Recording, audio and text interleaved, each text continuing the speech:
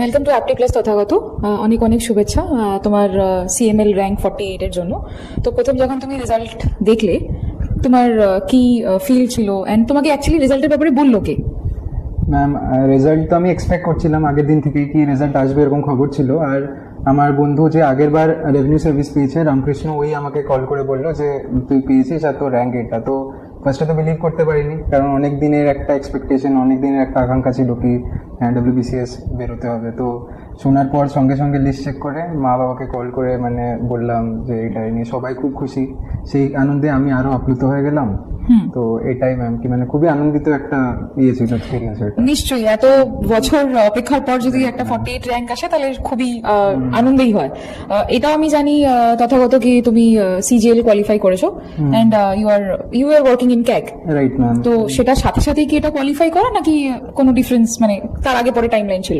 না ম্যাম, মানে অ্যাকচুয়ালি এক্সামের প্রসেসটাই মানে এরকম 2 বছর ধরে চলে। তো আমি প্রিলিমস যখন দিয়েছিলাম তখন জাস্ট সার্ভিসে ঢুকেছিলাম, মেন্স দিয়েছি যখন আমি সার্ভিসের ইন বিটুইন টাইমে একটা ইন্টারভিউ দিয়েছি মানে এই জাস্ট কিছুদিন আগে। তো টোটাল প্রিপারেশন আর টোটাল মানে পুরো এক্সামটাই জবের সাথেই হয়েছে আমার। ওকে, আমি জেনে নেবো তথাগত তোমার এডুকেশনাল ব্যাকগ্রাউন্ড কি? ম্যাম, আমি বিটেক করেছি মেকানিক্যাল ইঞ্জিনিয়ারিং এ ফ্রম IIT ধানবাদ। ওকে, তো মানে তুমি সিভিল সার্ভিসে কেন, ওয়াই সিভিল সার্ভিস? এইটা ম্যাম, এইটা একজন তো আমার কলেজের সিনিয়র ছিল, যে ওই সময় চিফ সেক্রেটারি ছিল। তো ওনার মানে ফার্স্ট অফ অল ইন্সপিরেশন উনি ছিলেন আমাকে কি এই একটা সিভিল সার্ভিসে যে বে আছে এইটাতে মানে কি ধরনের কাজ করলে মানুষের কি উপকার করা যেতে পারে।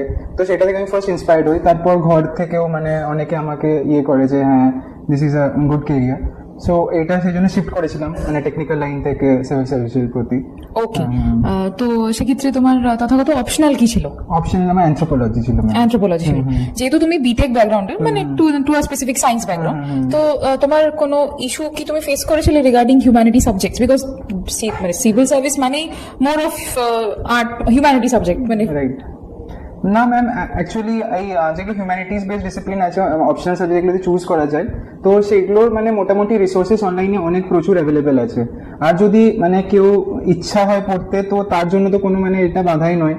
আর এই ডিসিপ্লিনটা স্পেসিফিক্যালি অ্যানথ্রোপোলজি একটা মানে ভাস্ট ডিসিপ্লিন, যেটাতে মানে খুব ইন্টারেস্টিং ব্যাপার লেগেছিল আমার স্টার্টিংয়ে। আমি যখন সেপিয়েন্স পড়েছিলাম, নিয়ে স্টার্ট করেছিলাম মানে এরকম ইউভাল নোয়ারি সব অন্য নেক্সেসও বই তারপর পড়েছি। তো সেটা থেকে মানে একটা আমার মধ্যে আগ্রহ চলে আসে।